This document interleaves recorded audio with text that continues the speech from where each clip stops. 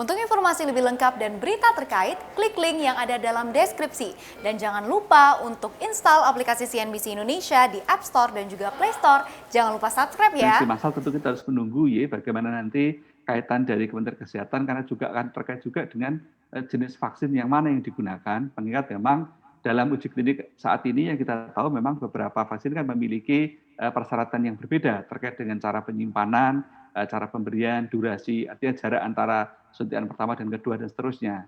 Sehingga kita memang belum bisa memastikan mau seperti apa. Tapi sebagai suatu basis dasar kemampuan rumah sakit, kami merasa tidak masalah sebetulnya. Artinya misalnya harus dibutuhkan rantai dingin, kita sudah biasa dengan rantai dingin rumah sakit.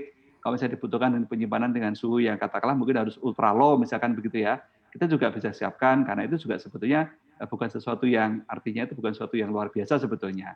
Tapi sekali lagi memang kita kan harus pastikan dulu produk mana sehingga kami akan menyesuaikan nanti produk itu diberi izin oleh BP POM dengan persyaratan misalnya diberikan dengan metode apa, disimpan dengan suhu berapa, diberikan durasinya jarak antar suntikan berapa, itu kan nanti menunggu bagaimana rincian teknis yang dari BP POM sebagai pemberi izin, baru nanti kita menyesuaikan. Tapi saya kira kita bisa sampaikan bahwa pada dasarnya rumah sakit siap menurut saya untuk program vaksinasi karena ini memang bukan sesuatu yang baru bagi kita. Yang baru yang belum ada kan produknya aja yang belum ada.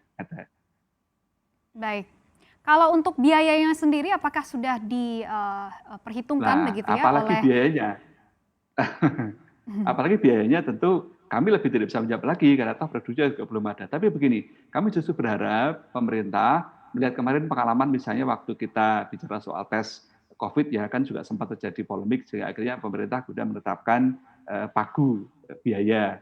Saya kira akan lebih nyaman dalam hal vaksin ini juga pemerintah juga melakukan itu. Sebelum sempat timbul terjadi salah paham, sebaiknya malah ada sekarang dari awal sehingga menghindarkan risiko untuk terjadi salah paham lagi.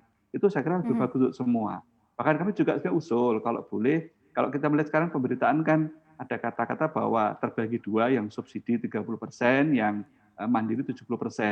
Kami sebetulnya mendorong untuk suatu kondisi pandemi, saya kira akan lebih bijak bila justru lebih banyak yang diberikan secara subsidi. Ini juga dikaitkan dengan pencapaian herd immunity yang disebut-sebutkan minimal 67% dari seluruh populasi. Nah, kalau bisa sih saya kira logika wajarnya yang minimal untuk mencapai herd immunity itu adalah bersubsidi dari pemerintah. Nah, selebihnya dapat digunakan jalur mandiri, saya kira sebagai suatu opsional.